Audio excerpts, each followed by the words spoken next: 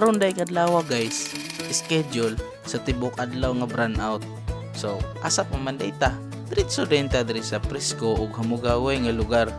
Kuyog na to tong tropa, hasta ringhawa.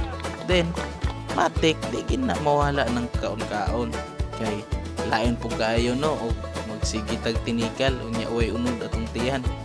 So dire dili lang ta malingaw, syempre matik sa atong mga kuha butoy gid ni ron. Sa ingon ani man gud nga sistema guys, basta kay dapling gani ka sa dagat mukaon, ana di gyud kakapugong si imong kaugalingon.